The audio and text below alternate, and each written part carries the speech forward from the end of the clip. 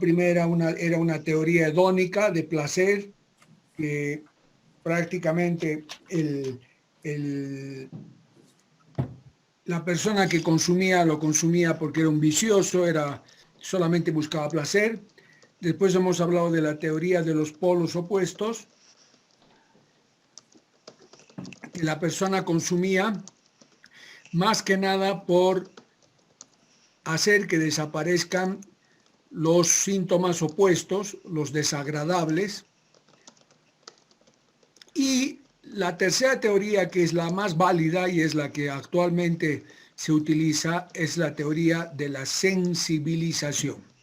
Para entender y comprender bien esta teoría, vamos a decir que acá sí es un papel fundamental el núcleo accumbens.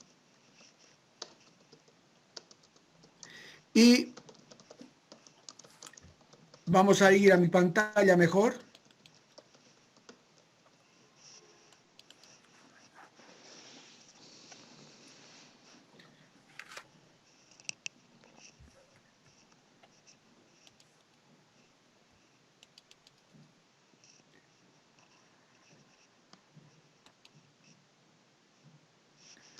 Vamos a hablar de drogodependencia y alcoholismo. Como siempre hemos dicho que en todo lo que biológicamente corresponde al Homo sapiens, por un lado están los genes, lo que traemos genéticamente. Después vamos a ver en la vulnerabilidad que algunas personas nacemos con pocos receptores para la dopamina, es decir, un tipo de receptor, el H2, y esto hace que basta con que consumamos, ya prácticamente somos dependientes. Eso habla de vulnerabilidad. Hay gente que no necesita consumir mucho tiempo ni con mucha frecuencia para tener adicción, sino que ya es vulnerable, genéticamente ya viene marcado y que por poco consumo ya agarra una gran dependencia. Y lo otro es lo ambiental, ¿no? Lo ambiental que repercute sobre el funcionamiento neuronal. Ya sabemos que una neurona tiene alrededor de 5.000 contactos sinápticos y que la neurona va a tener toda una serie de receptores en su superficie. Cuando hemos hablado de la teoría de los polos opuestos, hemos hablado de que había una actividad en receptores metabotrópicos. ¿Qué pasa? A ver, si se consume droga, la droga va a ingresar en esos receptores metabotrópicos. Esos receptores que están encima de la superficie de la neurona son receptores para sustancias que llegan por la sangre, que son endorfinas. O sea, mi organismo va a segregar sustancias que se denominan endorfinas y esas endorfinas ingresan a esos receptores. Y un receptor metabotrópico va a tener una cascada de cambios químicos a través de mensajeros. Entonces, cuando un receptor es ocupado por una endorfina, dentro del receptor hay un aumento, en primer lugar, de un mensajero que es la adenilciclasa.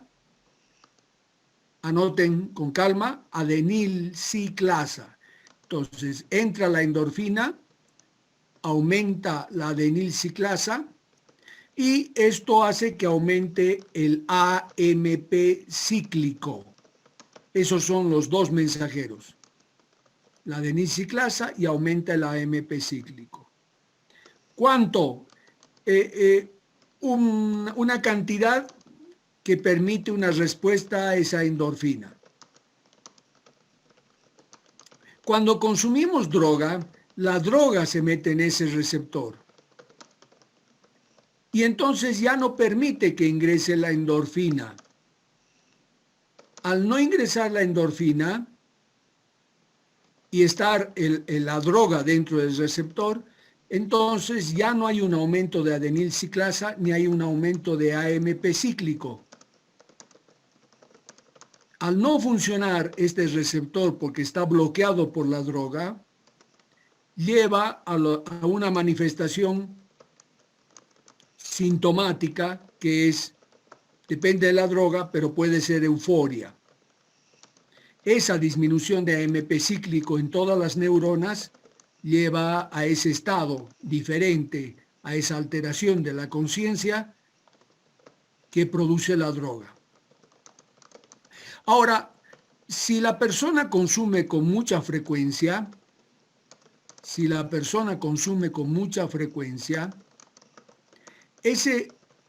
la neurona se va a empezar a defender.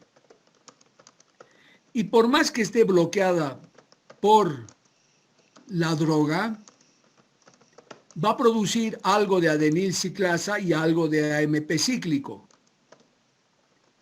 A eso se denomina tolerancia, porque al producirse un poco de adenilciclasa y un poco de AMP cíclico, digo un poco porque no se segrega lo normal, se segrega un poco, pero ese poco ya hace que disminuyan los efectos de la droga.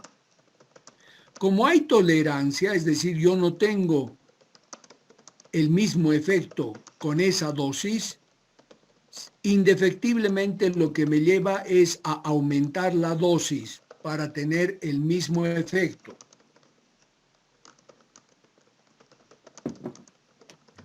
Cuando yo no estoy bajo efectos de la droga, van a volver a entrar a esos receptores las endorfinas. Si ingresan las endorfinas a los receptores que ya están sensibilizados, es decir, ya están produciendo algo de adenilciclasa y algo de AMP cíclico, entrando la endorfina se produce muchísimo adenilciclasa y muchísimo AMP cíclico. Lo que me va a llevar a un efecto opuesto, es decir, si la droga me producía euforia, ese gran aumento de adenilciclasa y de AMP cíclico me va a llevar a un estado de depresión.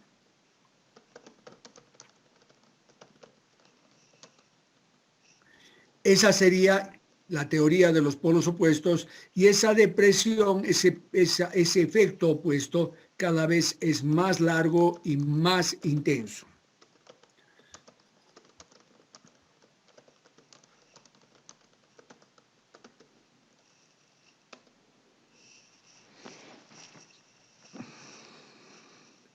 Entonces, en primer lugar... Doctor, ¿sí? No sé si entiendo bien esto, pero creo que, o sea, tal vez este efecto opuesto sea lo que se denomina el síndrome de abstinencia, o es algo diferente. No. El síndrome de abstinencia es una reacción desadaptativa porque te falta droga o te falta alcohol. Ok, entonces no es lo mismo. Y ahora lo vamos a ver, no es lo mismo. Gracias. Vamos a empezar a ordenar las cosas. En primer lugar, hay una diferencia entre lo que es adicción y lo que es dependencia. Dentro de la adicción está la dependencia, es decir, el término adicción implica abuso y dependencia. ¿Y qué significa adicción? Una necesidad compulsiva. Este término es muy importante. Compulsivo. Existe una necesidad compulsiva de consumo de sustancias psicotropas, es decir, de sustancias que tengan efecto psicológico.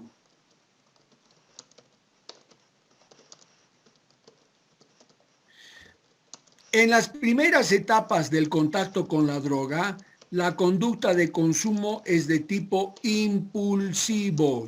Yo lo manejo. Avanzando a compulsivo a medida que la adicción se consolida. Es decir, cuando yo estoy he adquirido una adicción, entonces yo ya estoy consumiendo en forma compulsiva. Ahí aparece algo que se llama craving. El craving es un requerimiento o necesidad de consumo. irresistible. Entonces, esto es una cosa que yo subrayo mucho. La adicción puede ser considerada como un trastorno crónico. Es decir, hay gente que no consume, pero sigue siendo adicta. ¿A qué me refiero? A que siempre va a haber un riesgo de recaída.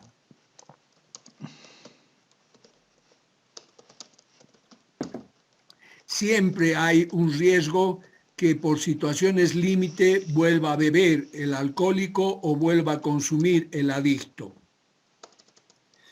¿Está claro esto? Para pasar a la siguiente imagen. Bien, tolerancia yo ya les he explicado con la teoría de los polos opuestos. Ahí está muy claro. Es decir, las neuronas se defienden y empiezan a producir los mensajeros adenilciclasa y AMP cíclico a pesar de estar bajo efecto de la droga, y entonces la droga baja sus efectos. A eso se denomina tolerancia, lo que me lleva a aumentar la dosis. Y acá está la diferencia entre adicción, la dependencia. La dependencia está dentro de la adicción. ¿Y qué es la dependencia?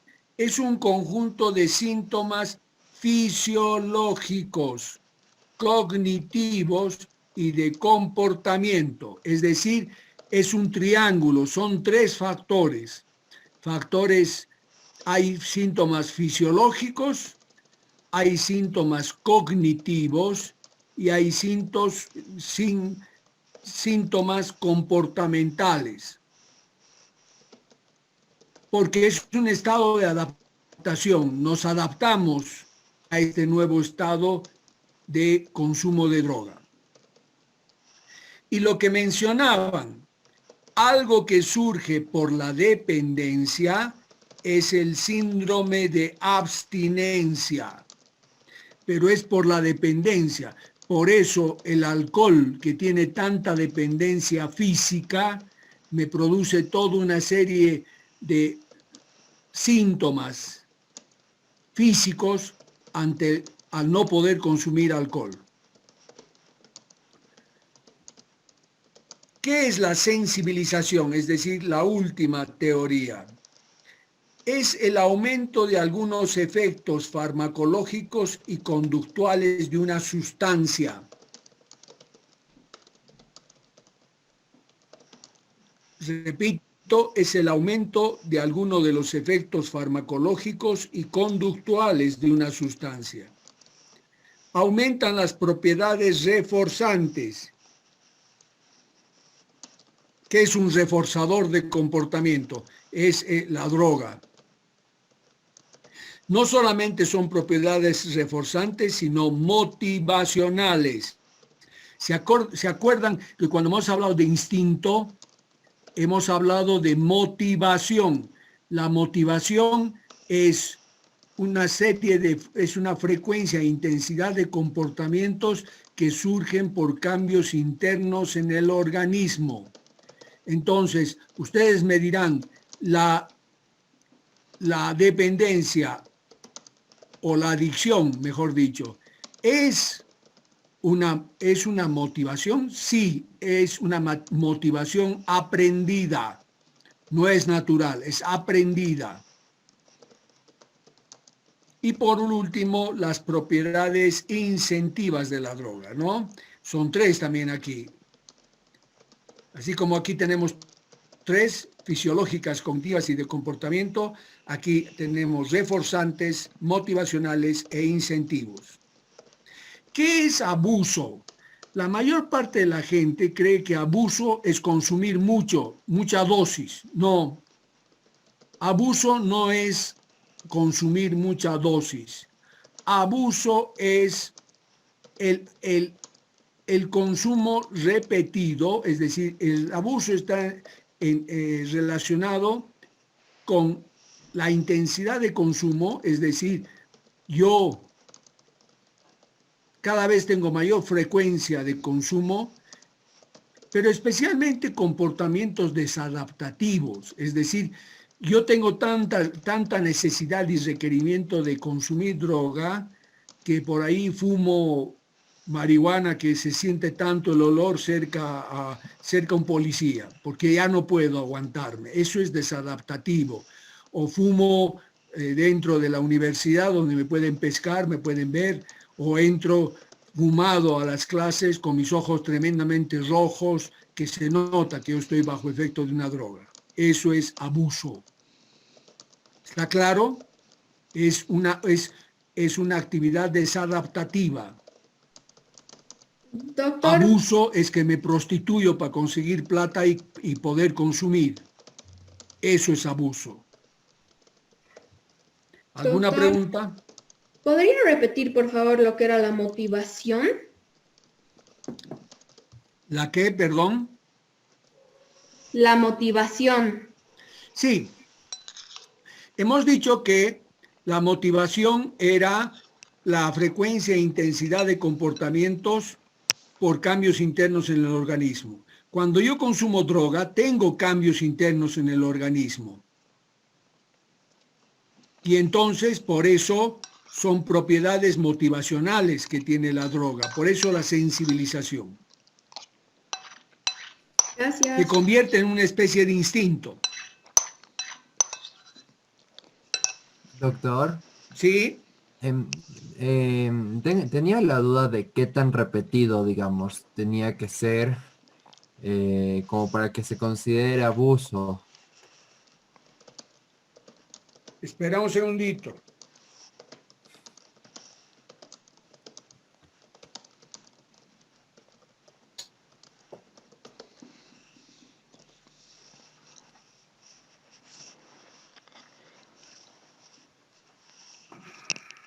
Dime. No, que tenía la duda de qué tan repetida tenía que ser, digamos, el consumo o inclusive creo que uno podría hablar de conducta para que se considere abuso, porque digamos, me ha pasado alguna vez que he tenido que hablar con alguna persona que consume, ¿no? Y siempre dice, así como que, o sea, como que me han dicho, ¿no? Así como que, ajá, pero ¿cuál es la diferencia, digamos, de que yo consuma, no sé, todos los días a que yo consuma una vez a la semana? Entonces, en qué, y siempre está, y me parece como una discusión interesante, ver en qué punto, digamos, de repetición se considera ya abuso. Entiendo lo desadaptativo, pero sobre todo en el tema de repetición creo que esa línea es así como compleja, ¿no? No, es muy buena tu pregunta. A ver, hay mucha gente que fuma marihuana o que toma alcohol solamente los fines de semana. No lo hacen durante la semana. Pero entonces, al tener este argumento de que solamente es el fin de semana, incluso pregonan que no son adictos, de que no son dependientes y que por lo tanto ellos la manejan, la droga. Pero si están rogando de que el día miércoles ya están pensando a ver que llegue rápido el viernes para poder consumir, eso es abuso. Porque ya existe una generación de un comportamiento que están pensando a ver cuándo llega lo más rápido posible el viernes en la noche para empezar a consumir. Pero donde se ve más claramente, eso ya es una señal de alarma a la persona que consume el fin de semana y que está esperando varios días antes ya que llegue el fin de semana para poder consumir. Está ansioso por poder consumir. Eso ya es una llamada de atención muy importante. Pero además ya mucho más intenso es el abuso de una persona, como te vuelvo a repetir, que roba, que asalta por consumir plata y poder consumir. Tenía un par de un comentario, digamos un comentario y una duda más. Perdón, otra vez. Que tenía un comentario y como que una duda más. Sí, La duda, digamos, que es como la más corta, era ver si podíamos repetir lo de síndrome de abstinencia un ratito. el Eh, síndrome de abstinencia, te lo digo ahora, Ujú. se nota, no se nota tanto un síndrome de abstinencia en, en, en, en dependencias de tipo psíquica. el hecho que te estoy comentando, por ejemplo, de una persona que está rogando que llegue el fin de semana para poder consumir, entre comillas, es una especie de síndrome de abstinencia, porque no está consumiendo, pero se muere por consumir. Pero eso se ve mucho más exaltado, terriblemente exaltado, en las dependencias de tipo físicas. El que utiliza cocaína por vía endovenosa o el que utiliza heroína. La heroína trae una dependencia muy física, o el crack. Entonces, eso tienen dependencia física y cuando no consumen, porque no tienen droga, entonces empieza toda una serie de reacciones. Con el alcohol hay delirios, hay alucinaciones, hay actividad de vómitos, transpiración, toda una serie de respuestas autónomas ante la ausencia de droga. Miren, a tal punto llega eso que yo lo he vivido en experiencia médica, estar en emergencias con un alcoholizado que estaba en pleno delirium tremens, porque no podía consumir, y entonces estaba excitado, con excitación psicomotriz, gritando permanentemente, que sáquenme esa araña, que me van a comer las arañas, esto, el otro, que alguno de los médicos para ganar tranquilidad nos decía, che, ¿por qué no salen y compran una cerveza, algo, y le dan a ese caballero para que se deje de gritar?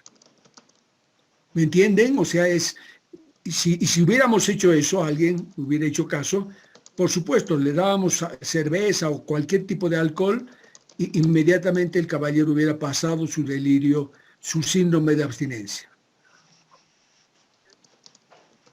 ¿Está claro, Luis? Sí, sí, sí.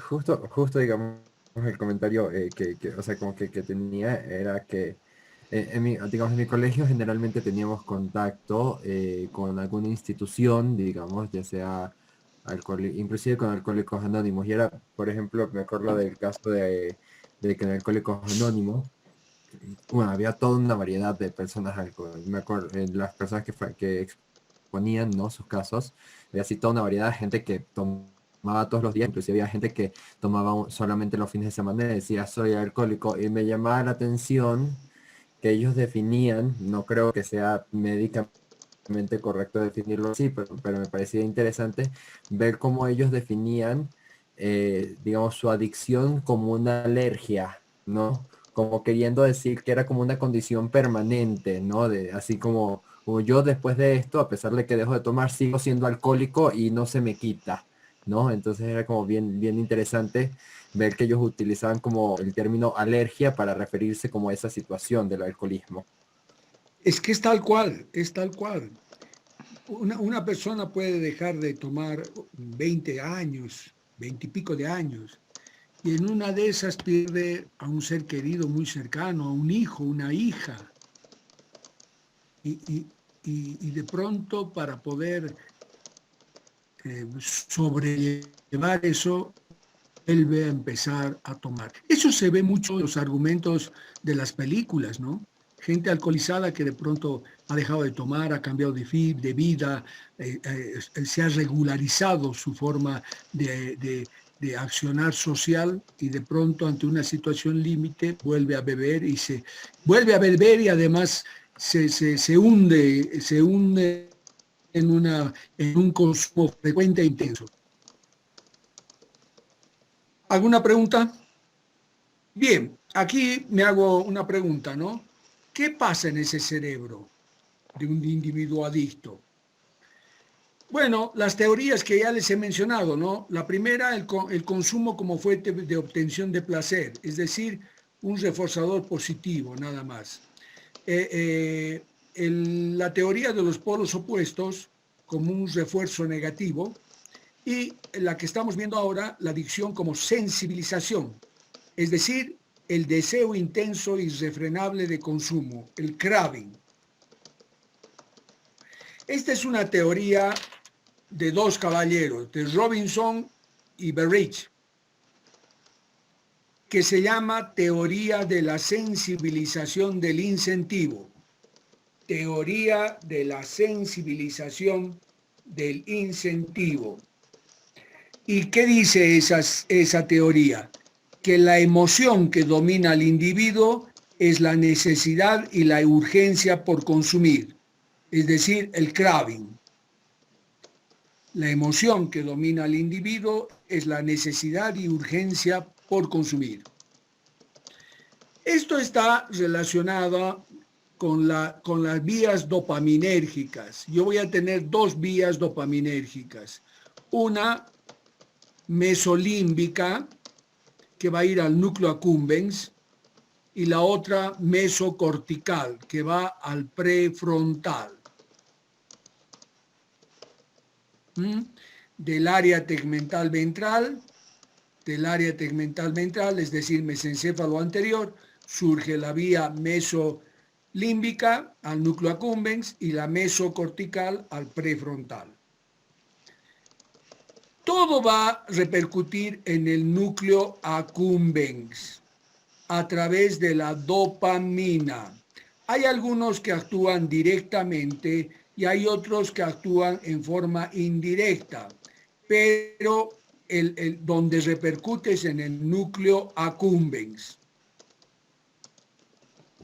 Aquí lo vemos, es decir, del área tegmental ventral. Aquí está dibujado otra vía dopaminérgica que no tiene nada que ver, que es de la sustancia negra al estriado, ¿no?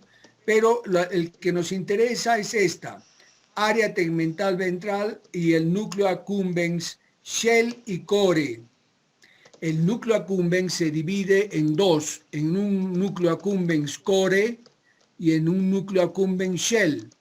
El shell es el cotidiano, es el de todos los días, el placer por tomar un café, por comer algún plato que me gusta, por conversar con un amigo, todo lo que me da placer, que no tiene que ser siempre sexual, eso me repercute en el shell. Y el core es lo que capta el estímulo ambiental, donde lo estoy realizando. Es decir, a mí me gusta tomar café, ahora por la cuarentena yo no puedo tomar café, pero siempre que paso por una confitería que me gustaba mucho, Vainilla, por ejemplo, me muero por tomar un café. Está cerrado Vainilla, no puedo tomar café, pero me da muchas ganas de tomar café. Eso es el core, el ambiente. Y lo otro es el área tegmental ventral al prefrontal. Por supuesto que hay otros, ¿no? Hay al hipocampo, hay a la amígdala, pero en este tema esto es secundario. Lo primario es área tegmental ventral y núcleo accumbens y área tegmental ventral prefrontal, es decir, mesolímbico y mesocortical. ¿Qué es lo que pasa? Es decir, cuando yo consumo droga, va a subir muchísimo la dopamina. Cuando yo estoy consumiendo, estoy ingestando la droga, hay un aumento importante de la dopamina. Pero, ¿qué es la sensibilización?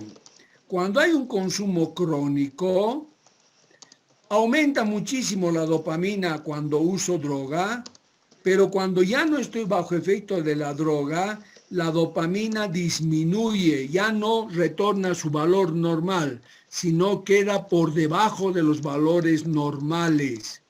A eso se define como sensibilización. Repito, ante un consumo crónico de la droga, es decir, frecuente de la droga, cada vez que consuma va a haber un aumento muy importante de dopamina, y cuando deje de consumir, cuando no esté bajo el efecto de la droga, la dopamina va a caer más de lo normal.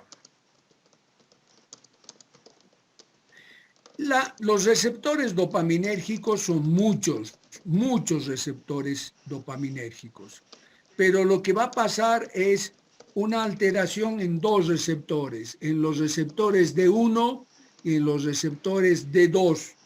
Va a aumentar los receptores D1 y van a disminuir los receptores D2. Y este es un dibujo real de toda la cascada que pasa en estos receptores metabotrópicos.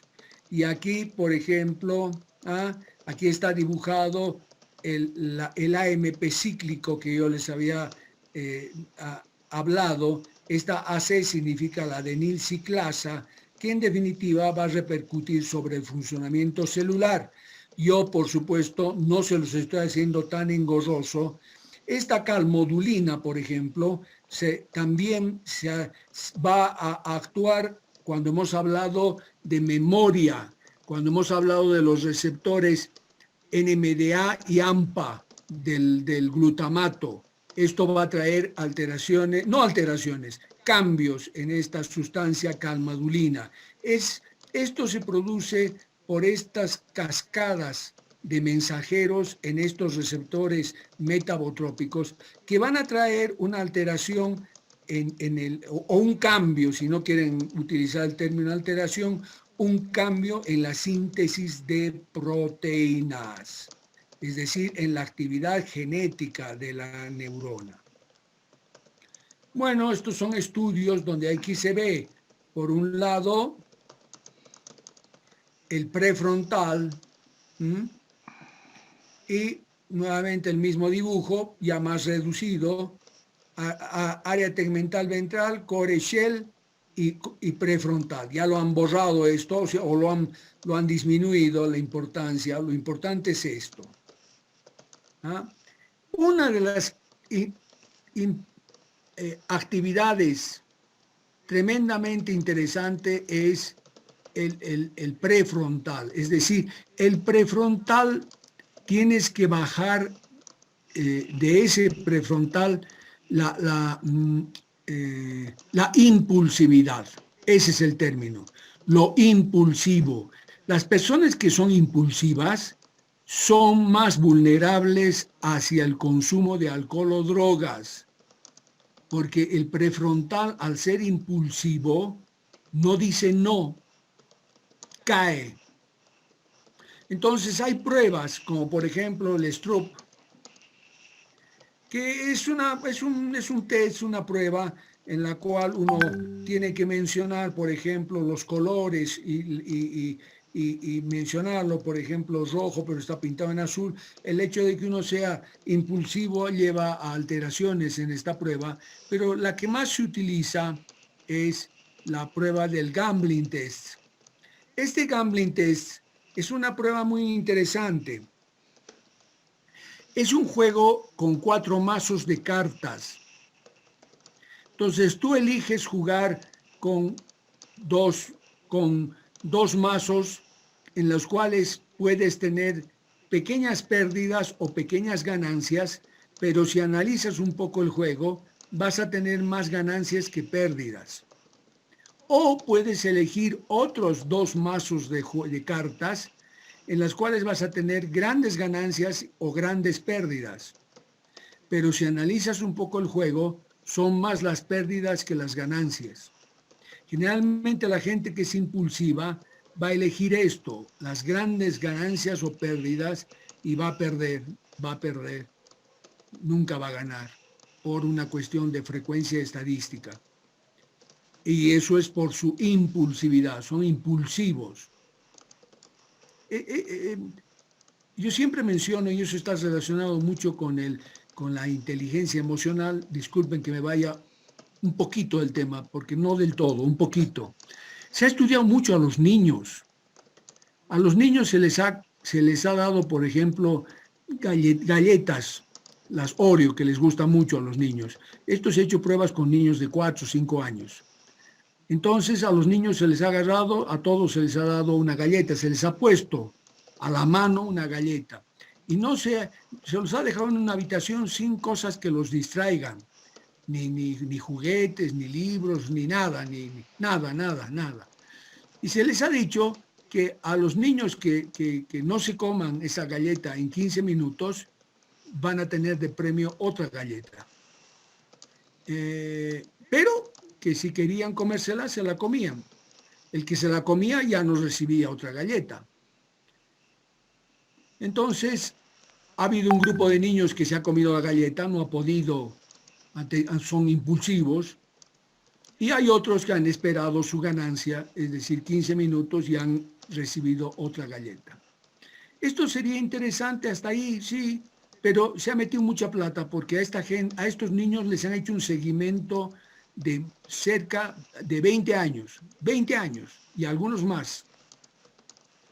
Y se ha visto que los que han triunfado, entre comillas, los que el mejor les ha ido desde el punto de vista de escolaridad y de universidad, son aquellas personas que han podido frenar su impulsividad y haciendo niños de 4 o 5 años.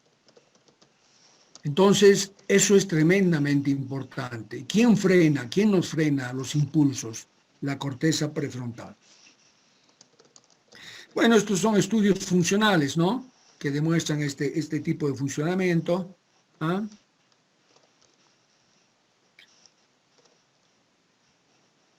Y lo que habíamos dicho, ¿no? Del core, los estímulos ambientales. Si yo aquí consumo, paso por aquí y me da ganas de consumir. ¿Cómo repercuten esos estímulos ambientales en el cerebro? Se ha hecho mucho experimento con animales, muchísimo, y responde mucho, por ejemplo, el darles droga y hacer que se enciendan ciertas luces. O sea, condicionarlos, ¿no? Y después se encendían las luces y los animales tenían mucha necesidad de consumo de droga. Entonces aquí se ve, ¿no? Las drogas o los reforzadores naturales, cómo funcionan los núcleos accumbens y cómo regula todo esto la corteza prefrontal. Cuando la persona ya está en un grado de adicción, ya desaparece la actividad cortical y empieza a funcionar el estriado. Es como hábitos. Entonces ya es como una cosa aprendida, es decir, es una cosa planificada ya, este tipo de comportamientos y conductas de consumo. Eso ya es, esto es lo que decía, hábitos de conducta. Ya no es cortical, sino es subcortical, es de núcleos grises de la base. Eso ya es una adicción muy importante. ¿Ah? Y lo que les había dicho, ¿no? La vulnerabilidad, es decir, ¿quiénes son vulnerables? Los impulsivos, los que el prefrontal no nos frena, y algunos que desde el punto de vista genético ya tienen pocos receptores H2 para la dopamina. Entonces, esta vulnerabilidad hace que no puedan decir no, no puedan frenarse. ¿Alguna pregunta? Profesor, ¿podría repetir el concepto de Craving?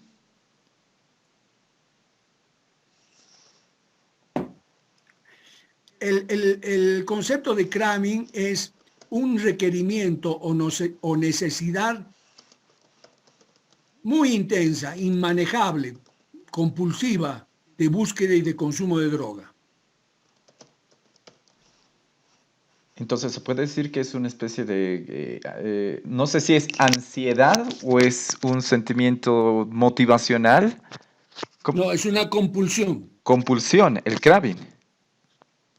el craving, Pero, ¿cómo se interpretaría entonces porque compulsión? es irrefrenable. Ah, ok. Doctor, ¿podríamos repetir esta parte? No me acuerdo bien el nombre de lo del ambiente, cuando hablamos... Pero un cachito.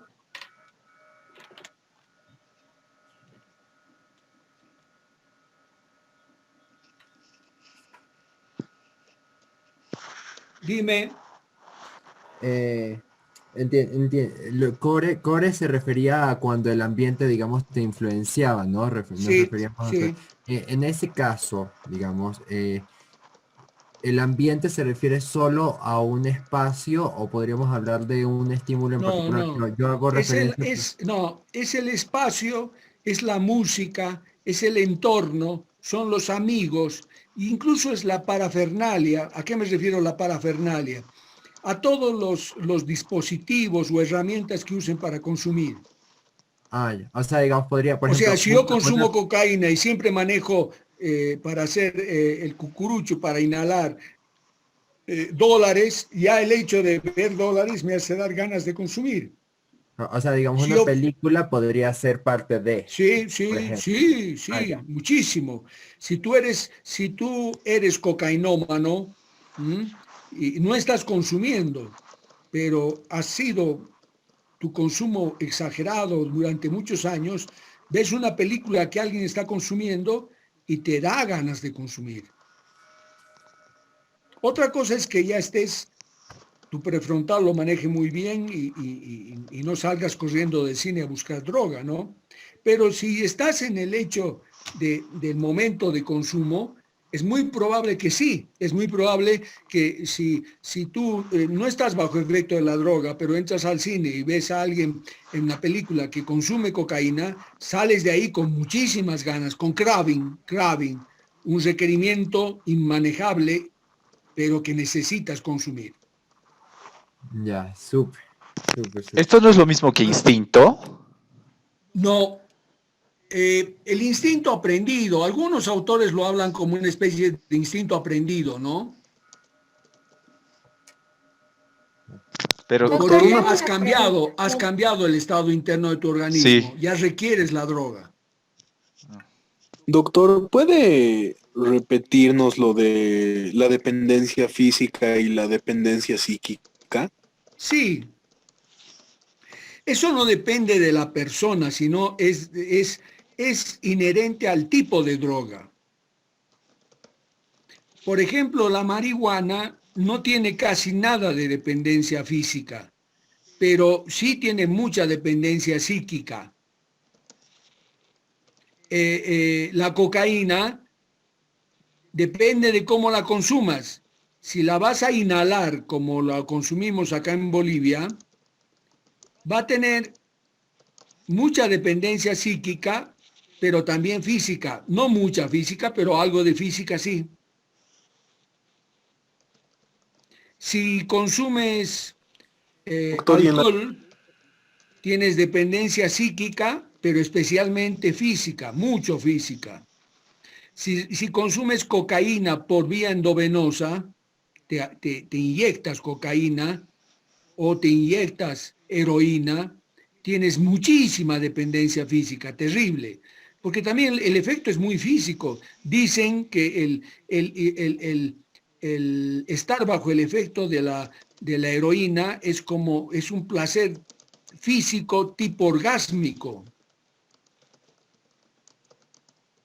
Por supuesto que mucho más continuo, mayor en el tiempo, ¿no?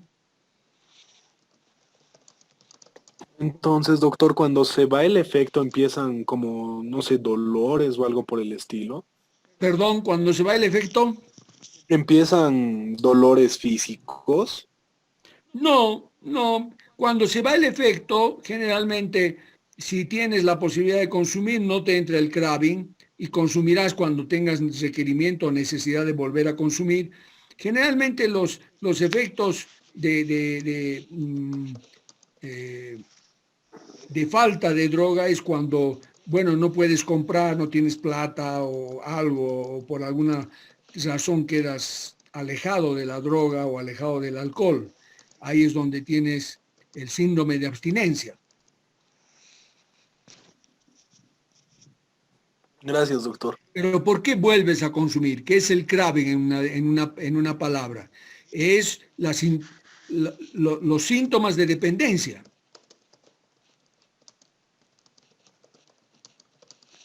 ¿Alguna pregunta? Doctor, yo tengo una pregunta con respecto a la marihuana. ¿Cómo? ¿Otra vez? Tengo una pregunta con respecto a la marihuana. Quería ¿Qué? saber si, Sí. si digamos, lo consumo en el estado de gestación, marihuana bastante constante, por decir diario, le paso como que de ese tipo de adicción al bebé. No, sí, no, ¿no? Eh, eh, porque la droga está en la sangre y la sangre va a tener contacto con el niño, pero lo que la marihuana puede traer más que una adicción al niño, el niño no va a nacer y te va a pedir fumar, no, no, pero es un niño que ya puede traer alteraciones y lo más importante, si son en los primeros 3 meses del embarazo, puede llevar a malformaciones como posibilidad, no como que todo el que consume en los primeros, o toda mujer que consume durante los 3 primeros meses de embarazo va a traer malformación, pero en toda la población de consumidores, de mujeres consumidoras, hay mayor cantidad de malformaciones en los niños. Ah, ¿Alguna ya, gracias, pregunta? doctor. Doctor, una pregunta. ¿El tabaco tiene más dependencia física o psíquica? ¿Cuál? El tabaco. No, el tabaco es más psíquico. Ah, ya. Gracias. ¿Alguna otra pregunta? Sí, doctor. ¿Hay alguna diferencia entre, digamos, entre si la droga es excitatoria o, digamos, o depresiva en lo que se refiere a los circuitos de la dopamina o es indiferente? No. En general no hay drogas que te lleven a la depresión. Todas te van a llevar a una euforia, todas. Ahora, van a ver, sí, porque es muy fácil tener amigos marihuaneros, van a ver, que, especialmente en la edad de ustedes, ¿no? Van a ver que todo el que consume marihuana está cagándose de risa, o sea, se ríe de todo y de nada, incluso parecen tontos porque no hay motivo de risa, pero ellos se están riendo. Y están muy eufóricos, están muy, por eso, matándose de risa, están con una excitación, ¿no? Pero a medida que va pasando el tiempo, van a quedar como embotados, más si fuman mucho, ¿no? Van a quedar como tirados en los sillones, embotados, ese es el término, embotados. Entonces, y ese embotamiento significa que está pasando el efecto de la droga. Ya, súper, súper. ¿Alguna pregunta? Doctor, yo conozco, por ejemplo, ejemplos de que, digamos, fuman un poco y no sienten mucho, o fuman un poco más y ya se ríen. O ¿qué es lo que Un pasa segundito, cuando... por favor, un segundito. No te oigo.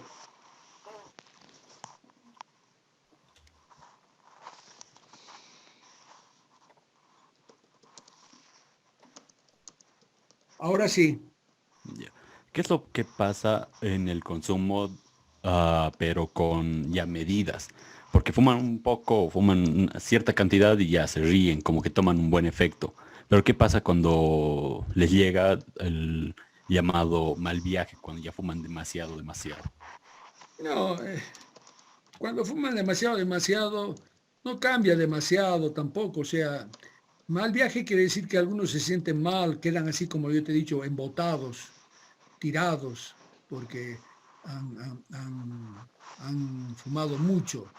También tiene que ver mucho con la calidad de la droga, eso no he mencionado, no lo he dicho. Por supuesto, hay marihuanas y marihuanas, o sea, hay marihuanas de muy baja calidad que pueden fumar muchísimo y nunca van a estar con demasiado efecto, y hay otras marihuanas con un efecto muy intenso, que entonces ahí sí se están matando de risa habiendo fumado muy poquito y están bajo efectos muy importantes de la marihuana. Y peor si fuman hashish, ¿no? El hashish es una resina que se le saca a la marihuana y se forma una resina tipo chocolate que se lo raspa y se lo fuma también. Y el efecto es mucho más importante. No es lo mismo una marihuana que por ahí la están plantando en Cochabamba y la traen acá y fuman, que una marihuana que les llega del Pakistán. una marihuana pakistaní es para fumar un poquito y tener unos efectos muy importantes. Ante mayores efectos de la droga, mayores también posibilidades de adicción, ¿no? Es decir, de ganar dependencias. ¿Alguna pregunta? Doctor, Doc, ¿y cuando se come la marihuana? O sea, en comidas. Dicen los libros que tienen efectos un poco más intensos, pero tarda mucho más, ¿no? Porque el que fuma, no bien ha fumado, ya tiene efecto. En cambio, el que come tiene que transcurrir un tiempo para que se absorba por intestino. Ajá. Entonces, el efecto es a la hora y media, 2 horas. Ajá. Gracias. doctor, y cuando hablan de las propiedades medicinales de la marihuana, creo que algunos países lo están legalizando, pero para efectos medicinales. Sí, muchos países. Muchos países porque, en primer lugar, te baja muchísimo el umbral del dolor. No sientes tanto dolor bajo efecto de la marihuana. 2, las personas que tienen cáncer hacen quimioterapias que les produce mucho vómito. Y la marihuana es un antiemético, es decir, quita las náuseas y los vómitos. Y tercero,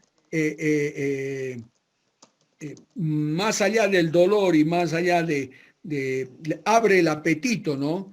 Es decir, el que ha fumado marihuana sabe muy bien que cuanto más marihuana fume, más ganas de comer después tiene. Entonces, sí es beneficioso. Pregunta? Eso es beneficioso. ¿Qué? Entonces, sí es beneficioso. Sí, es beneficioso porque no me interesa a mí que una persona agarre una adicción si se está muriendo. La cosa es que hay una filosofía muy interesante y muy importante. Todos nos vamos a morir. Y en ese morir también tiene que haber el buen morir. Y el buen morir significa no morir sufriendo. Incluso yo opero tumores de cerebro y permanentemente estoy en ese dilema de querer sacar cuanto más tumor pueda para poder darles la posibilidad de sobrevida de unos meses cuando es cáncer de cerebro. Pero a veces cuando los veo después morirse muy de a poco, me da mucha pena porque a veces uno se pregunta si ha hecho bien o ha hecho mal porque lo que aumenta mucho es decir, el hecho de ganar 3 meses de vida, pero de esos 3 meses de vida, 1 mes lo que ha hecho es agonizar. Entonces uno dice, vale la pena realmente, 1 mes de agonía es mucho. Si no hubiera sacado tanto tumor, quizás el tumor lo hubiera matado, porque sobrevivir, porque no es vivir, es sobrevivir 3 meses, pero uno en coma, en una agonía terrible, es filosófico, hay que saber muy bien. Por eso el buen morir es importante. Y en eso la marihuana cabe, porque no lo vamos a cuidar de una dependencia. ¿Está claro, Roberto? Doctor, creo que en Holanda está permitido vender drogas así en la calle y eso es legal. Sí, porque hay mucho adicto. Y entonces es preferible que el adicto tenga la posibilidad de poder conseguir droga para evitar los robos, para evitar la parte delincuencial. Entonces lo manejan de esa manera. Pero la sociedad... El punto es lo social, es decir, que no haya tanta repercusión social. Pero crece, es decir, esa sociedad es potencia. Holanda, por ejemplo, es una de las potencias más grandes y yo sé que ahí se vende libremente. Sí. Lo que pasa es que, a ver, el narcotráfico la plata del narcotráfico es terrible, ha aumentado esto. El narcotráfico ha empezado a hacerse de dinero desde la década del 70, 80, 90, ha sido terrible cómo ha ido aumentando la cantidad de dinero de los narcotraficantes Y ahora se ha vuelto ya inmanejable, es más, están manejando gobiernos el narcotráfico. Y peor todavía cuando ha habido una combinación entre la guerrilla y el narcotráfico. Es decir, la guerrilla les daba protección y armamento y todo a la gente a las mafias, a los carteles de narcotráfico. Entonces, todo esto hoy en día está repercutiendo en el mundo. En el mundo están ese dinero, ¿dónde va? Ese dinero va hasta cambiar gobiernos. Es terrible lo que está pasando por culpa del narcotráfico. Ahora, si tú la legalizas, ya baja el valor, baja el precio, no, los narcotraficantes no ganan tanto dinero. Es lo mismo que ha pasado con cuando han legalizado el alcohol, ¿no? Pero mira, el problema también que tenemos, han legalizado el alcohol y ahora el consumo de alcohol es abierto, no es ilegal, pero tenemos sociedades tremendamente golpeadas por el alcohol, sin ir muy lejos la nuestra. Nuestra sociedad es una sociedad muy golpeada por el alcohol. Seríamos mucho mejores si no tuviéramos todos los hábitos de consumo de alcohol social.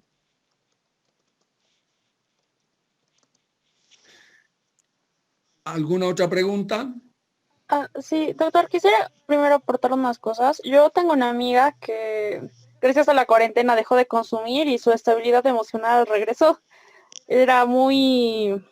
Lloraba demasiado, o sea, era muy depresiva en muchos momentos y al parecer era responsabilidad del alcohol.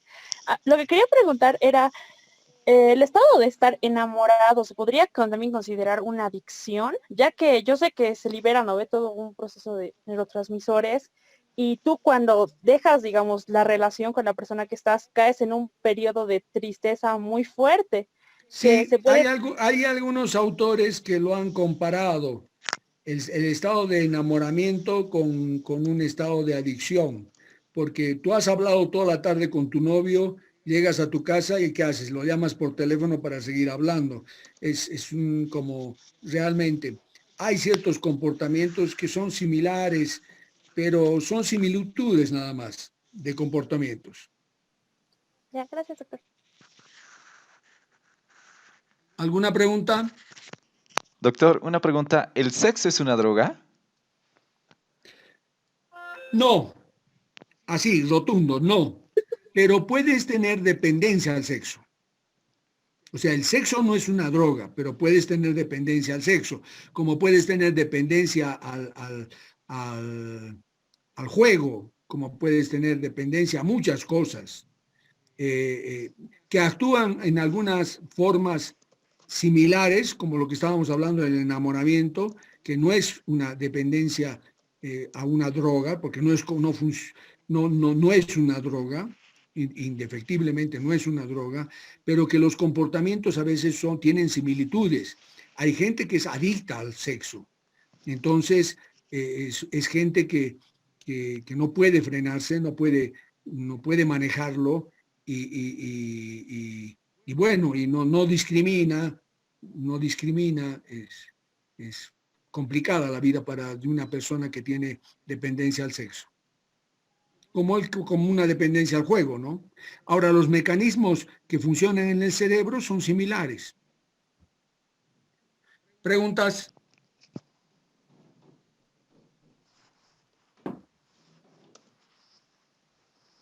Bien, si no hay preguntas, vamos a otro tema.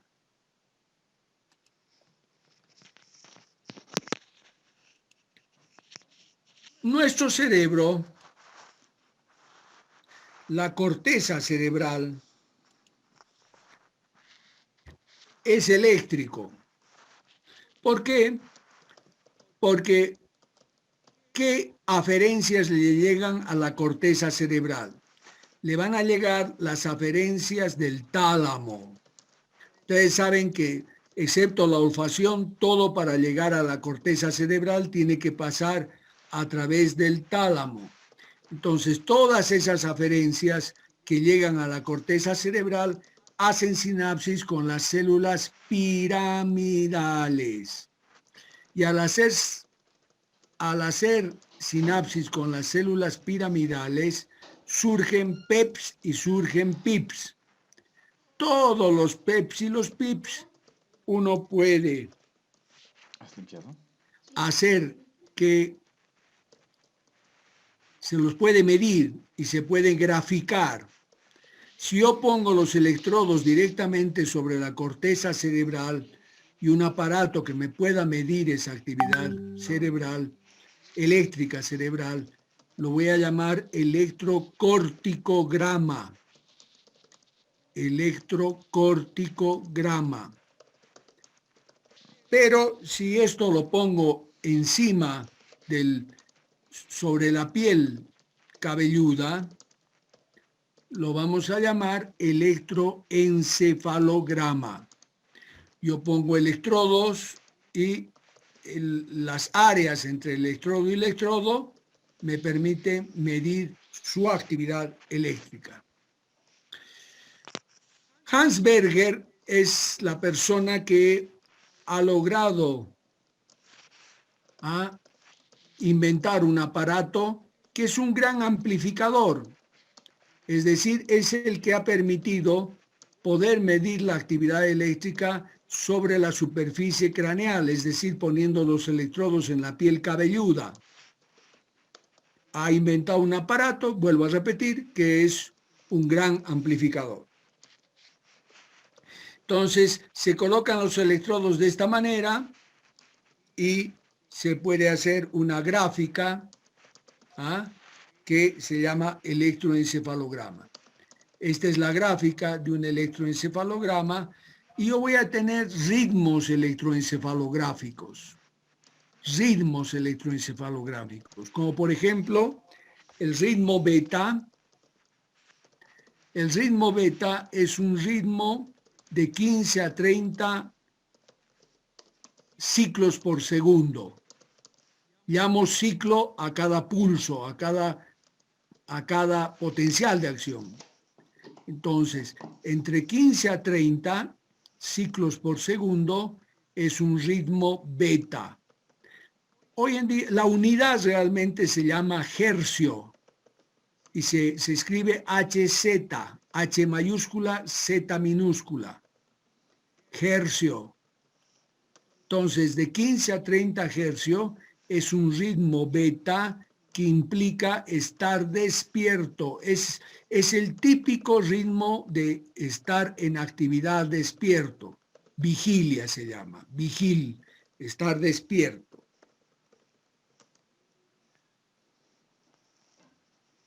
Aquí lo pone como mayor a 12.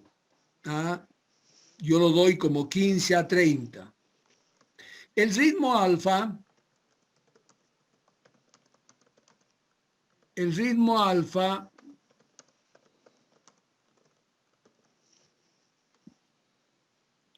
lo vamos a dar de 8 a 14. Es un ritmo más lento y de mayor intensidad. Es un ritmo que mucha gente lo cataloga como un estado de meditación. Es un estado especial, que también es un estado antes de dormirme, cuando yo me estoy por dormir. Mucha gente lo compara a tener la mente en blanco. Por eso los estados de meditación. Repito, de 8 a 14. Tengo un ritmo más lento que es el ritmo tita o teta. El ritmo teta es de 4 a 7 ciclos por segundo o hercios.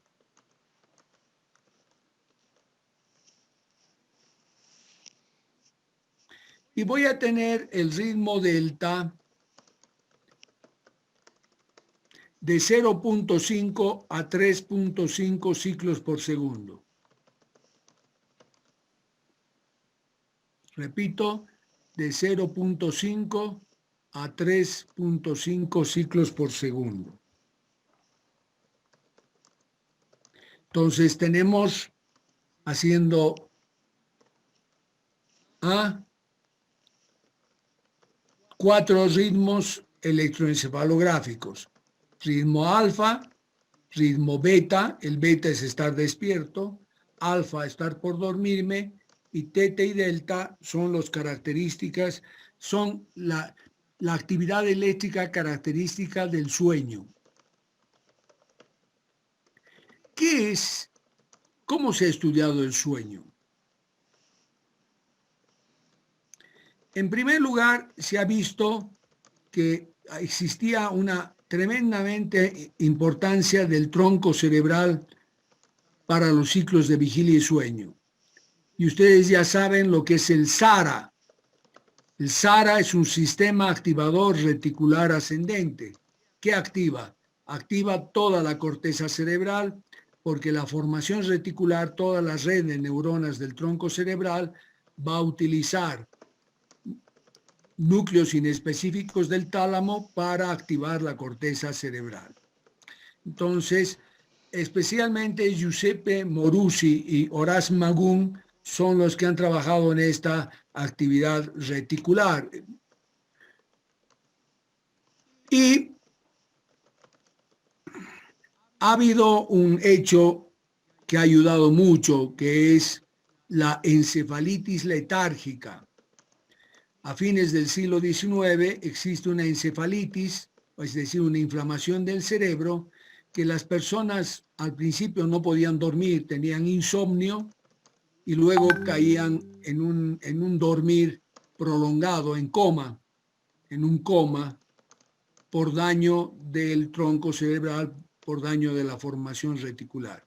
Entonces, alguna gente se murió, hicieron la autopsia y vieron que donde estaba dañado era la formación reticular. Y de ahí es que se ha hecho mucha investigación sobre este hecho, poniendo en animales estímulos, es decir, electrodos para estimular, y ahí se ha visto y se ha descrito el funcionamiento del SARA.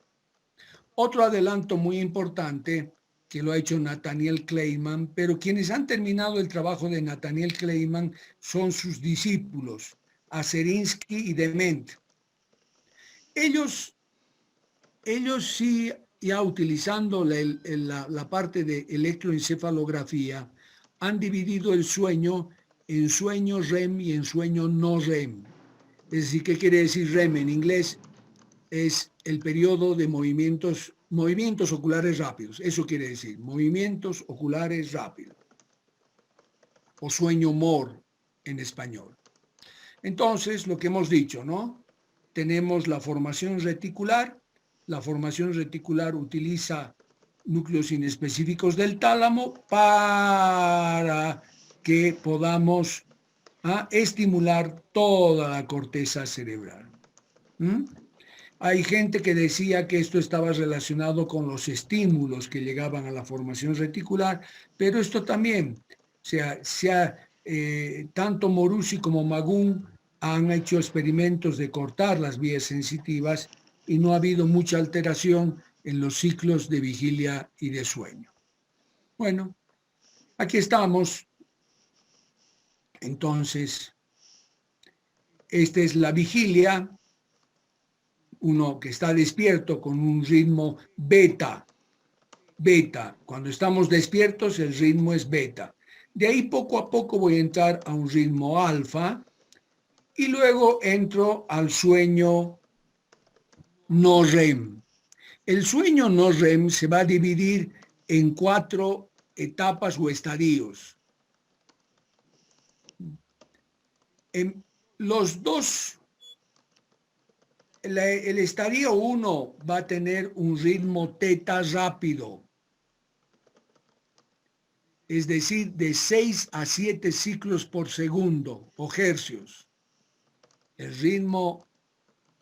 estadio 1 o etapa 1 es una etapa con un ritmo teta rápido, es decir, de 6 y 7 ciclos por segundo.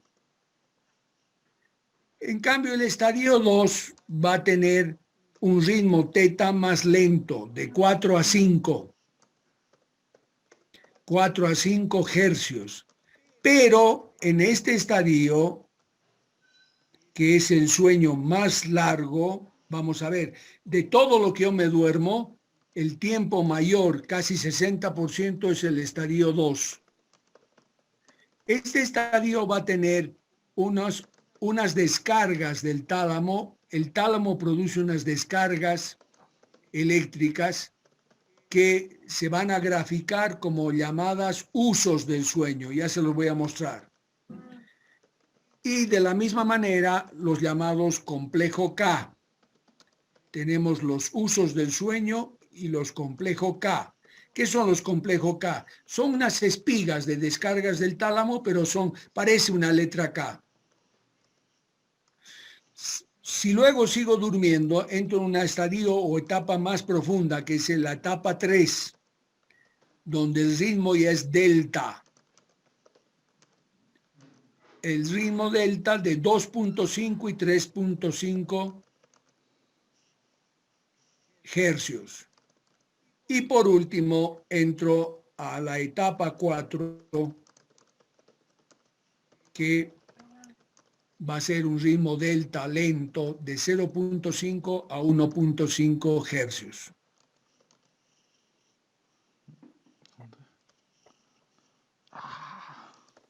¿Quién regula el estar despierto y estar dormido? El hipotálamo. El hipotálamo. El hipotálamo es la estructura que nos adapta. Entonces, al adaptarnos, nos adapta a las 24 horas o al día y la noche, 24 horas. El hipotálamo es un reloj biológico.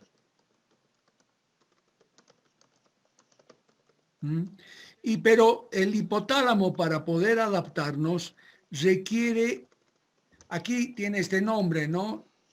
Pero a mí me gusta el término temporizadores externos.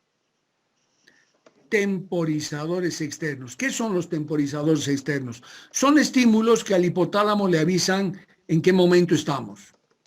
Si estamos de día, si estamos de noche. Y aquí hay que hacer un hincapié. Somos seres diurnos. Nosotros, como especie, somos seres de estar despiertos de día y dormir de noche. Ahora, por la modernidad, por la actividad laboral, hay fábricas que no pueden parar por el consumo, por la parte monetaria, la locura que vivimos, hace que, por ejemplo, una fábrica trabaje 24 horas y haya 3 turnos de cada 8 horas. La gente que trabaja de noche en el turno nocturno produce menos y hay más accidentes. Entonces, vuelvo a repetir, ¿quién va a hacer que el SARA funcione y deje de funcionar? El hipotálamo. Con estos estimuladores externos o temporizadores externos, el principal temporizador externo es el reloj, pero también puede ser el sol, la oscuridad de la noche, programas de televisión, programas de radio, etc. Algo que me diga en qué momento más o menos estoy del día o de la noche. Esto es un derecho humano, por eso a todos los presos los sacan un tiempo al patio, por eso es necesario tener contacto a ver en qué momento estoy, del día o la noche.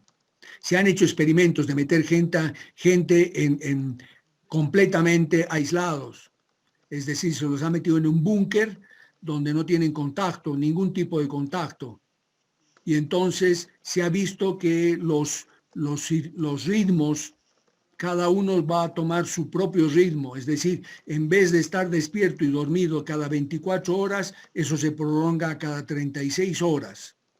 Y el ritmo del cortisol toma su propio ritmo, el ritmo de las comidas, los hábitos de comida también toman su propio ritmo, y todo se descompagina porque el hipotálamo no tiene estos temporizadores externos.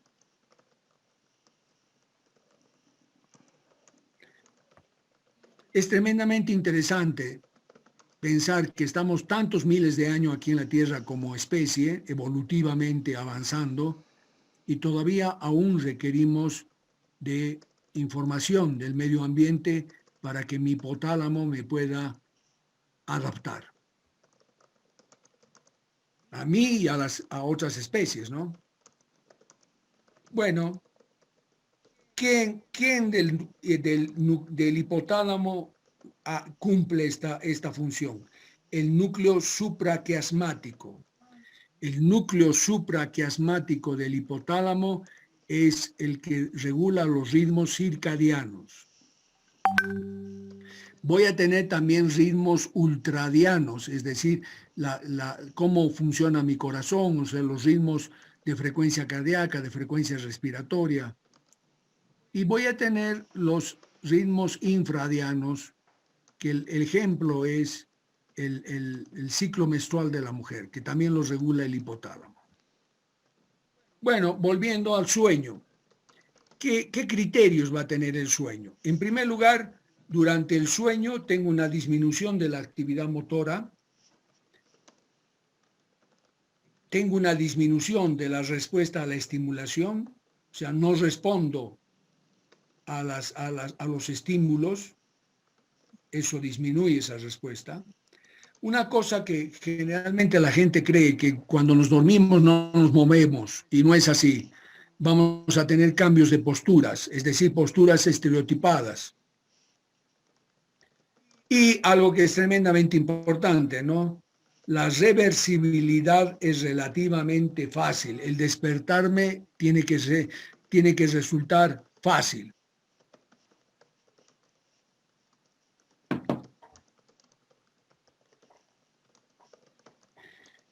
Entonces, volviendo a lo que habíamos dicho, el sueño no REM va a tener estas 4 fases. La fase 2 es la que va a caracterizarse por los usos de sueño y los complejos K. Estos van a tener ritmo teta y estos ritmo delta, en la fase 3 y 4. En cambio, el sueño REM, yo se lo voy a dar esto bien didáctico. En primer lugar, al sueño REM se lo llama sueño paradójico. El sueño REM se lo denomina paradójico. ¿Por qué paradójico? Porque estamos dormidos, pero el ritmo es como si estuviésemos despiertos, es un ritmo beta. Es un ritmo beta. También se llama sueño PGO, porque se puede medir actividad eléctrica en la protuberancia, en los cuerpos geniculados y en el occipital. Se denomina sueño PGO porque se puede medir actividad eléctrica en la protuberancia, cuerpo geniculado y occipital. Va a aumentar en ese momento la temperatura y el metabolismo. Y una cosa tremendamente importante, es en el único momento que se pierde el tono muscular. Durante el sueño REM se pierde el tono muscular.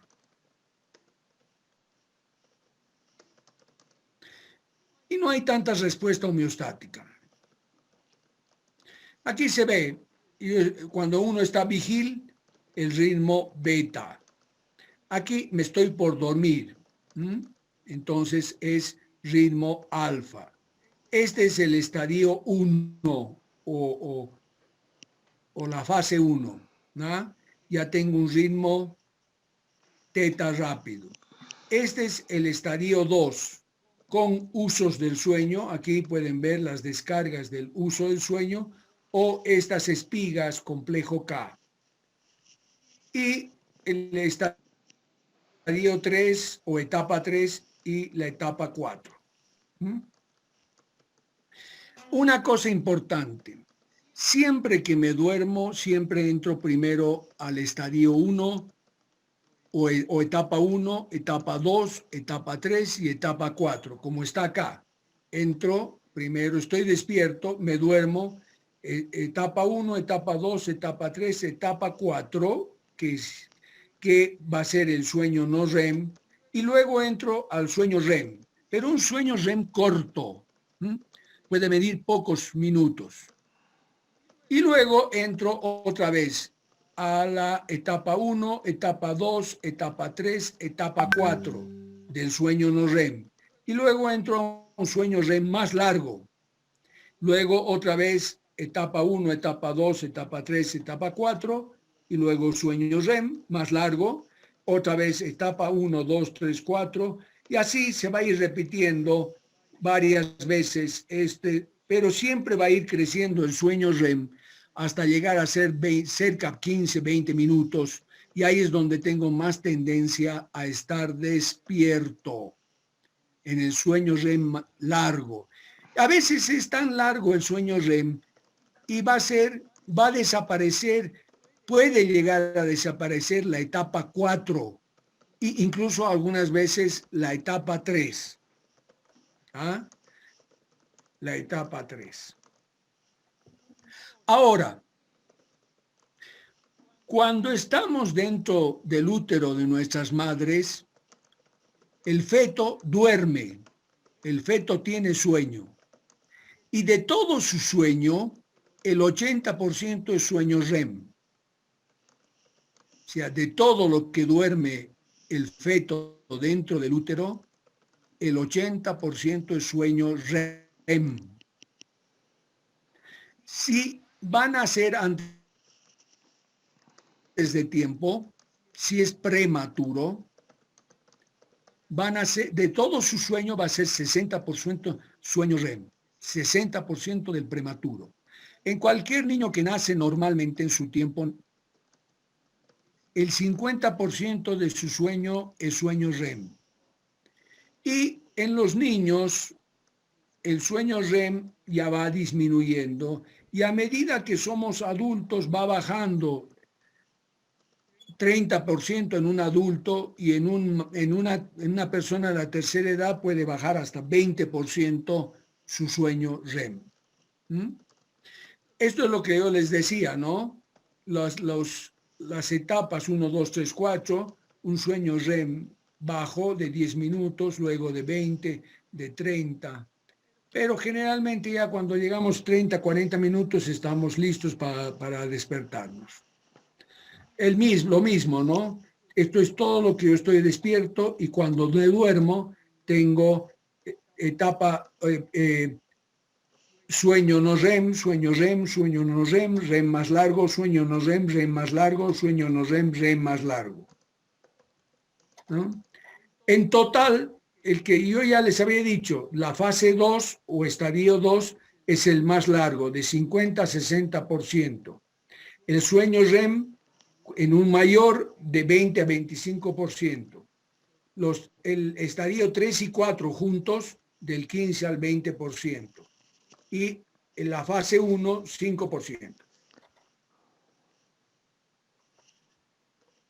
¿Cómo se produce ausencia del tono muscular? Porque desde el tronco cerebral van a bajar, primero se va a estimular a través del glutamato a ciertas neuronas que tienen como neurotransmisor la glicina, y esa glicina va a actuar sobre la motoneurona alfa, y al actuar sobre la motoneurona alfa ya no va a haber secreción de acetilcolina y el músculo es flácido, no hay tono muscular. Algunos experimentos, nadie puede estar sin dormir, se requiere, es decir, había antes la teoría de que mientras dormíamos el cerebro descansaba. Nuestro cerebro funciona a las 24 horas. Es más, durante el sueño REM se consolida la memoria. Mucha actividad de consolidación de memoria se produce durante el sueño REM. Durante el sueño REM se borra toda la información que no se necesite. Hay un requerimiento de borrar información que no es necesaria. ¿Ah? Y se planifica la actividad motora. existe planificación de la actividad motora. Entonces, por ejemplo, se hacen este tipo de experimentos en animales, se pueden alimentar incluso, pero si se están por dormir, empieza esta rueda a funcionar que no les permite dormir. Lo que se ha visto, ¿no? Empieza el animal a comer mucho más, pero disminuye su peso corporal por no poder dormir y hay alteraciones, en los humanos hay alteraciones cognitivas muy importantes por no poder dormir y puede llevarnos a la muerte. Por ejemplo, en los delfines se pensaba que el delfín no dormía, que su cerebro no requería dormir, pero se les ha hecho electroencefalogramas y lo que se ha visto es que un hemisferio está dormido mientras el otro hemisferio está vigil. Entonces, indefectiblemente desde los pájaros para arriba en especies, todos requieren dormir. ¿Qué trastornos del sueño vamos a tener? Podemos tener insomnios, que son ausencia de poder dormir. Podemos tener hipersomnias, personas que se duermen. Y podemos tener parasomnias. A ver, esta persona va a tener algo que se presenta durante el sueño, que son las apneas de sueño. Es decir, mientras estoy dormido, dejo de respirar. Y, por ejemplo, en este dibujo, una persona que está roncando y que de pronto deja de roncar, la mujer que está desesperada porque no puede dormir, piensa que se ha muerto, piensa y dice, de ahora en adelante voy a descansar, pero no, empieza otra vez a respirar y a roncar. Entonces, esto lleva a un mal dormir, por más que uno duerma bien de noche, pero si tiene esas apneas de sueño y todo eso, no duerme bien y entonces en el día tiene tendencia a dormir. Eso se llama narcolepsia, es decir, hipersomnia, narcolepsia. Hay un síndrome que se da en los obesos, las personas que tienen mucho sobrepeso, que es el síndrome de Pickwick. El síndrome de Pickwick, estas personas que tienen una lengua muy grande por su propia gordura, cuando hay la atonía en el sueño REM, esa lengua cae hacia atrás y entonces ronca mucho, tiene mucha apnea de sueño y se duerme en el día, tiene narcolepsia durante el día. Esta es una alteración del sueño debido a apneas de sueño que en el día, a pesar de que parece que ha dormido en la noche, se queda dormido durante el día. Un tipo de narcolepsia es la cataplejía o cataplexia, también se conoce, cataplexia o cataplejía, que es una persona que ante factores emocionales, como puede ser un chiste, aquí han contado un chiste, se están riendo, el tipo se está riendo, pero de pronto cae porque entra directamente al sueño REM, es decir, se duerme, pero entra directamente al sueño REM, por lo tanto tiene falta de tono muscular, por eso se cae. Es una pérdida brusca del tono muscular y la postura por narcolepsia, que es la cataplejía es un tipo de narcolepsia. La parálisis de sueño. La parálisis de sueño, muchas de las personas se despiertan durante el sueño REM. Y entonces, si no recuperas, en la persona que se despierta en el sueño REM, el despertarse es simultaneidad de recuperar el tono muscular. Pero si no se puede recuperar el tono muscular rápidamente, existe una parálisis de sueño que dura segundos, pero para la persona que no puede moverse por el tiempo interno, por el tiempo hepático, cree que dura mucho más tiempo. Esa es la parálisis de sueño.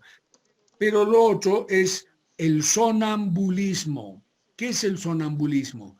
la persona que no pierde el tono muscular en el sueño REM y por lo tanto tiene movimientos automáticos. Se levanta de la cama, camina, se puede querer vestir, todo movimientos automáticos. Otras alteraciones del sueño es la enuresis. Aquí hay que hablar bien claro, ¿no? La enuresis es desde los 2 años, 3 años, hasta los 18 años. ¿Qué es enuresis? Dormirse, orinarse, tener un relajamiento de esfínteres, el vesical, el urinario, es orinarse mientras uno está dormido. La enuresis generalmente es por trastornos emocionales. Todo niño que tenga enuresis hay que investigar por qué lo tiene.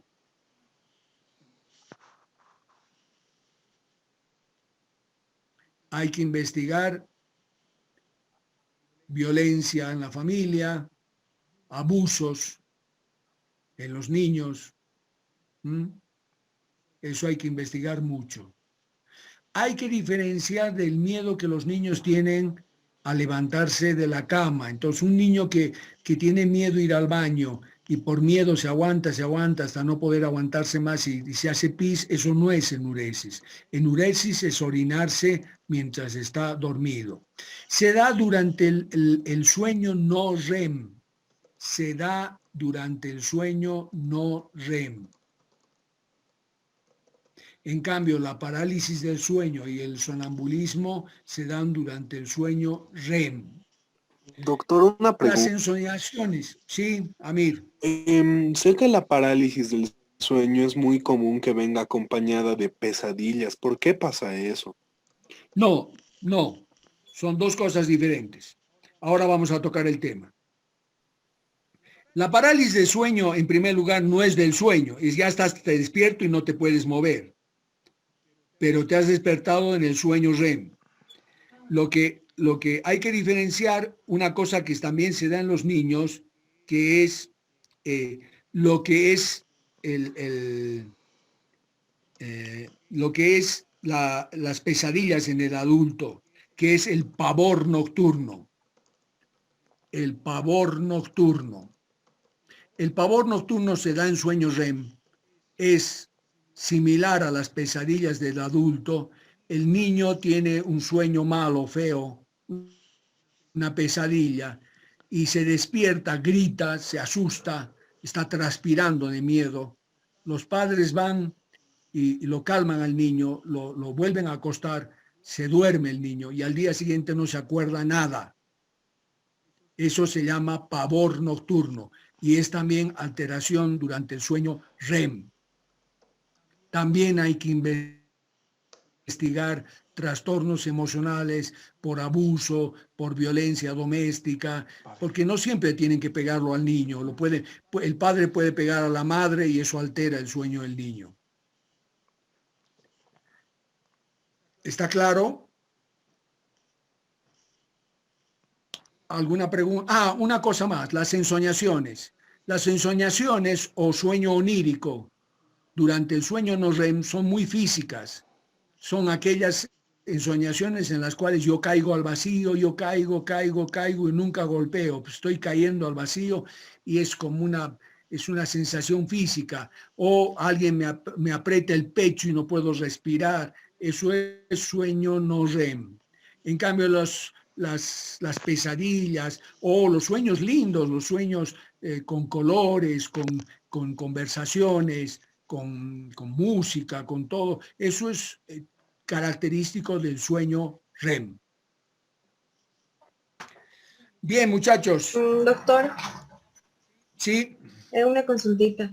Bueno, yo no sé si esto ya es mental o cómo es, pero yo estoy, una vez, me ha pasado y pues tengo sueño tras sueño, son 3 veces sueño, me he despertado y seguí en el sueño, me he despertado y seguí otra vez en otro sueño, es como que era sueño tras sueño, pero no sé, ¿por qué? ¿O en qué en qué sueño se ha dado o no sé. No, lo que puede pasar es decir, yo estoy soñando, me despierto, me vuelvo a dormir y sigo el mismo sueño, o sea, es como una continuación del sueño. Las ensoñaciones son muy variables, son tremendamente variables, porque son descargas del tálamo que tenemos sobre la corteza cerebral. Entonces, a veces muchas cosas, yo estoy preocupado por algo, o yo he tenido unas vivencias en el día y en la noche, repito sueños que están relacionadas con esos estímulos que he recibido. Es muy relativo las ensoñaciones o sueños oníricos. Son descargas del tálamo. ¿Alguna pregunta? Doctor, una pregunta. Las ensoñaciones dijo que se da durante el sueño REM, ¿verdad? Las vividas sí, son durante el sueño REM. Ay, gracias. ¿Alguna pregunta? Doctor. Sí, Andy. Doctor, una pregunta. ¿Preguntas? En el caso de que... A ver, un segundito. Hay algunos de ustedes que... Ahora sí. Doctor, en el caso, digamos, en el cual no se llega al sueño y se recurra a tomar pastillas, ¿cómo sería el caso?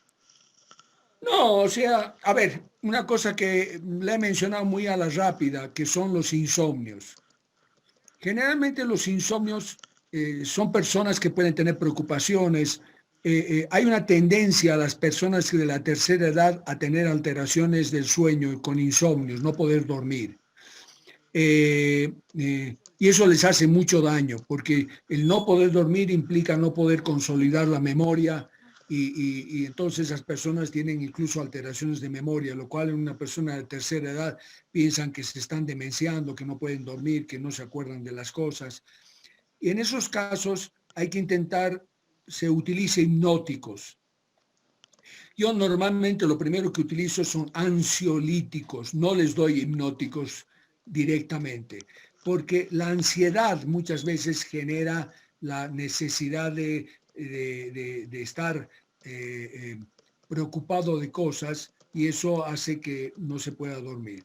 ¿Se acuerdan que yo, cuando hemos visto en psicofisiología el SARA, hemos hablado de tres circuitos de retroalimentación positiva?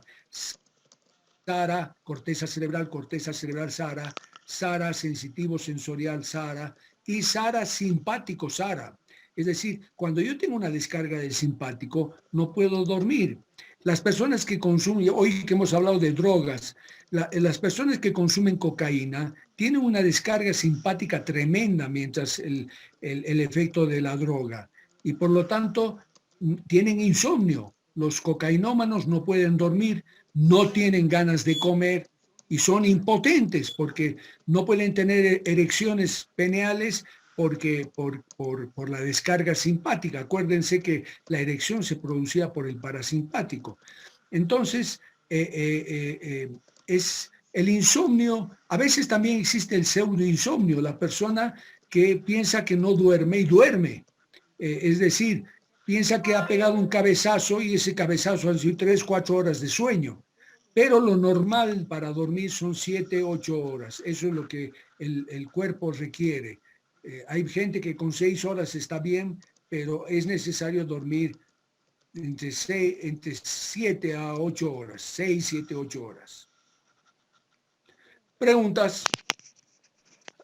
Doctor, una cosa más. Dijo que de las fases del sueño no REM, creo, o las fases del sueño REM, se podía medir actividad eléctrica en la protuberancia, el cuerpo geniculado y había uno más. En el sueño REM, protuberancia, cuerpo geniculado y occipitales. Ya, gracias. Perdón, Doc, tenemos ahorita una clase inmediatamente. Sí, váyanse, ¿Sí, váyanse. Ni siquiera voy a tomar lista. Hoy me he extendido para terminar. Hemos terminado los contenidos del segundo parcial. Y lo que vamos a hacer es, hoy es miércoles, el lunes vamos a hacer un repaso de todos los contenidos. Y ahí voy a extenderme, voy a aclarar dudas, etcétera, etcétera. Muy bien, las personas que quieran quedarse, porque ni siquiera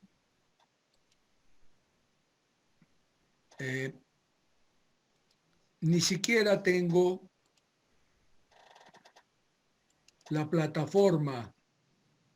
Mejor los dejo libres y el lunes que tomemos lista, yo confío en ustedes, me va a decir si estaba presente hoy día o no. Son 50 personas que me tienen que dar presentes para la próxima clase. Listo, doctor, gracias. ¿Preguntas? Bien. Doctor, una preguntita. Hablando de calidad de sueño, ¿es lo mismo dormir, Chao. digamos, Doctor.